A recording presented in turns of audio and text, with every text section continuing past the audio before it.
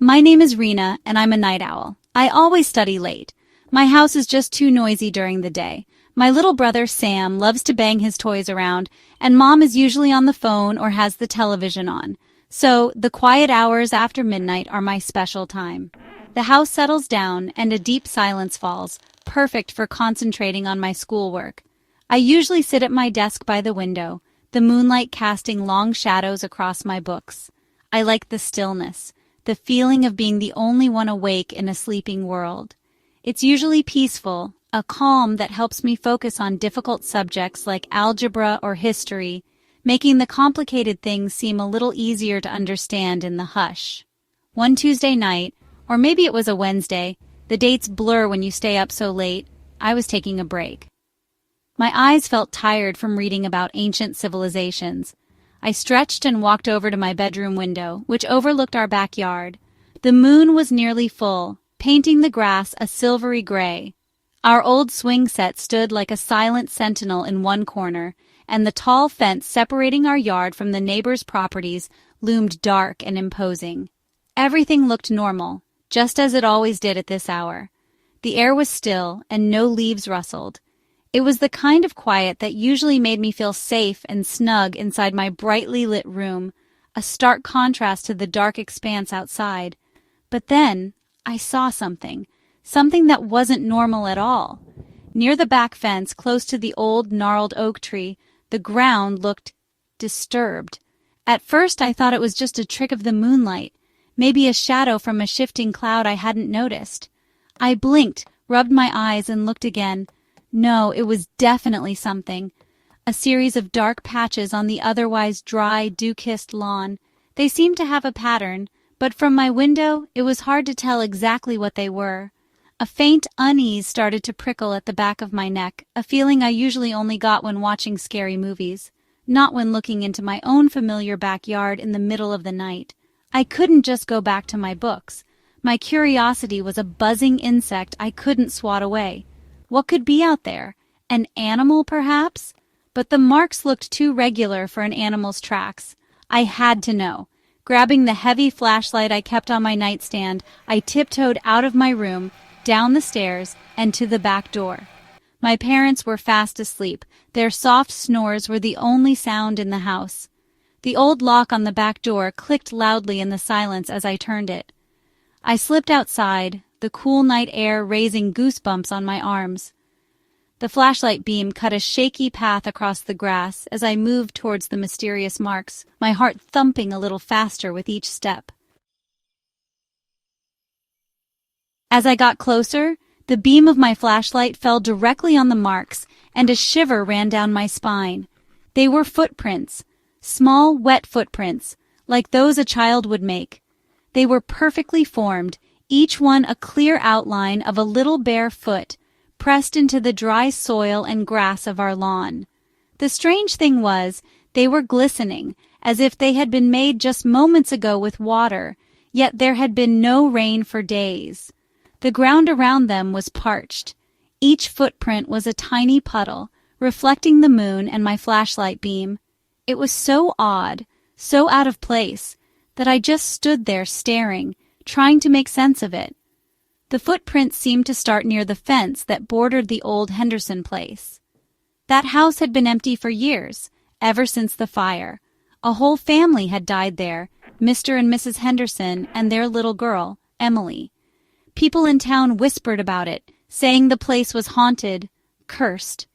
The house itself was a blackened ruin, mostly collapsed, with charred timbers pointing at the sky like skeletal fingers.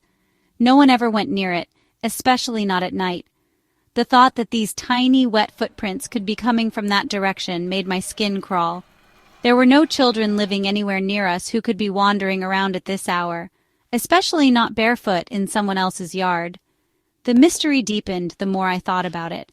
Our own garden hose was tightly coiled by the side of the house, nowhere near these prints. There was no tap, no sprinkler system, no puddle or leaky pipe that could explain the wetness. And then there was the smell. A faint, peculiar odor hung in the air around the footprints. It was a smell of damp earth, like freshly turned soil after a spring rain, mixed with the scent of crushed green grass. It wasn't an unpleasant smell, but it was eerie, adding another layer of strangeness to the already unsettling discovery. Why would child-sized footprints smell like the grave? The thought flickered through my mind, unwelcome and chilling. I followed the line of footprints with my flashlight. They made a clear path from the direction of the burned Henderson house, across our lawn, and then they just stopped, right in the middle of the yard. They didn't lead to our door, or to the street, or anywhere else. They just ended, as if the child who made them had vanished into thin air. I felt a profound sense of unease. The next night I forced myself to check again. And there they were, fresh, wet, smelling of earth and grass. It was as if someone, or something, was playing a terrifying game with me, leaving these impossible clues in the dead of night, just waiting for me to find them. I couldn't sleep properly for the next few nights. Every creak of the old house, every rustle of leaves outside my window made me jump. The image of those small wet footprints was burned into my mind. How could they be there? Who or what was making them? The silence of the night, which I used to love, now felt heavy and menacing. I knew I couldn't keep this to myself any longer. I had to tell someone. My mom would probably tell me I was imagining things, tired from studying too late. But Dad, he was usually more understanding. He liked mysteries, and he was practical. So one morning at breakfast, my voice trembling a little, I told him about the footprints in the backyard. Dad listened patiently, his brow furrowed in thought. He didn't dismiss it immediately, which I was grateful for. He knew about the Henderson place, of course, and the sad story connected to it. He agreed it was strange, especially the wetness and the recurring nature of the prints. "We have that CCTV camera pointed at the backyard, Rena," he said, his voice calm and reassuring. "It records continuously. If something is out there making those prints, we should be able to see it. Let's check the footage from last night after dinner." A sliver of hope mixed with a new wave of apprehension. What if the camera showed something truly terrifying? But not knowing was even worse. That evening, after Mom and Sam had gone to bed, Dad and I sat down at his computer. He pulled up the security footage from the previous night. The timestamp showed it was just after 2 o'clock in the morning when I usually took my study break. We watched the screen, the grainy black and white images of our backyard flickering by. Mostly it was still. A cat wandered across the lawn at one point. Then Dad suddenly leaned closer to the screen. "Wait," he whispered. "Look there, by the gate." My heart leaped into my throat. A small, hazy figure was materializing near the back gate, the one closest to the Henderson property. It was pale and indistinct, but it definitely had the shape of a small child.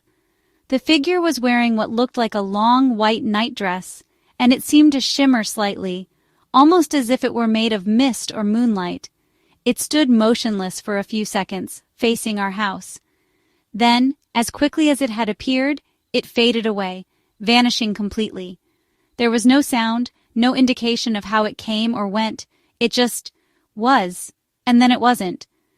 Dad replayed the footage several times. We saw no footprints being made, only the appearance and disappearance of this ghostly child. A cold dread settled in the room, thick and suffocating.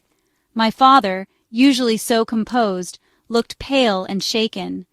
The camera had shown us something impossible.